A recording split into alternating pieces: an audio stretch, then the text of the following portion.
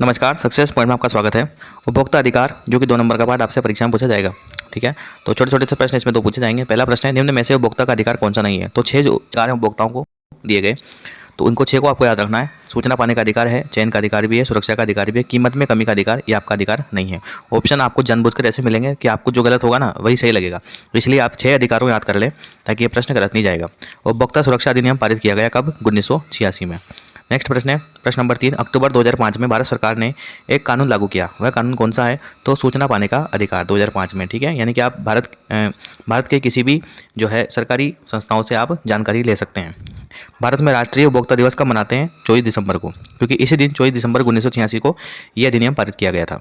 एक मार्क प्रमाणिक चिन्ह है, तो खाद्य पदार्थ का एक मार्क जो खाने की वस्तुएं आती है उन पे आप यदि एक मार्क देखते हैं तो आप उस पर विश्वास कर सकते हैं कि हाँ ये अच्छी कंपनी की है, अच्छे ब्रांड की प्रोडक्ट है, इसे आप खरीद सकते हैं। ठीक है, उपभोक्ता के अधिकारों में सम्मिलित है तो क्या है? प्रतिनिधित्व का अधिकार, ये भी अधिकार है। क्षतिपूर्ति निवारण का अधिकार, चुनने का अधिकार, ये भी अधिकार है। उपयुक्त सभी, तो सारे जो है एक उपभोक्ता को दिए गए सरकार द्वारा अधिकार हैं। नेक्स्ट है प्रश्न नंबर 7, वस्तुओं और सेवाओं के लिए मानक प्रदान करता है। तो कौन प्रदान करता है? भारतीय मानक ब्यूरो। एक मार्क उपभोक्ता नहीं, इसमें क्या आएगा? भारतीय मानक ब्यूरो, यानी कि hall mark, egg mark, ISI mark, ये सब कौन प्रदान करता है? भारतीय मानक ब्यूरो। उपभोक्ता के किन्हीं 2 अधिकारों के नाम लिखे? सूचना पाने का अधिकार, चयन का अधिकार, है ना, और भी 4 अधिकार हो रहे हैं। सुरक्षा का अधिकार, प्रतिनिधित्व का अधिकार।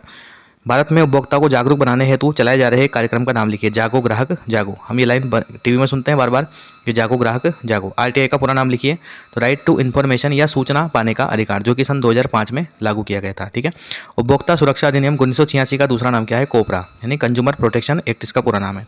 यदि व्यापारी द्वारा उपभोक्ता को कोई क्षति पहुंचाई गई है, यानी कि नुकसान पहुंचाया गया है, तो किस उपभोक्ता अधिकार के अंतर्गत वह नुकसान की भरपाई के लिए उपभोक्ता न्यायालय जा सकेगा? सुरक्षा के अधिकार के तहत। ठीक है, नेक्स्ट प्रश्न नंबर 6, कोपरा के अंतर्गत उपभोक्ता विवाद को निपटारे के लिए कितने स्तर कौन से हैं? तो 3 स्तर हैं, जिला स्तर पर, राज्य स्तर पर, राष्ट्रीय स्तर पर। जिला स्तर पर 1 करोड़ तक के मुकदमे सुने जाते हैं, राज्य स्तर पर 1 करोड़ से 10 करोड़ तक के, और राष्ट्रीय स्तर पर 10 करोड़ से ऊपर के। राज्य स्तरीय प्राधिकरण राज्य आयोग कितनी राशि के मुकदमे सुनता है? तो वही 1 करोड़ से 10 करोड़ तक थे। तो इस प्रकार से उपभोक्ता से संबंधित सभी मोस्ट प्रश्नों को हमने डिस्कस किया। आशा करता हूँ वीडियो आपको पसंद आया होगा। मिलते हैं नेक्स्ट वीडियो में, धन्यवाद।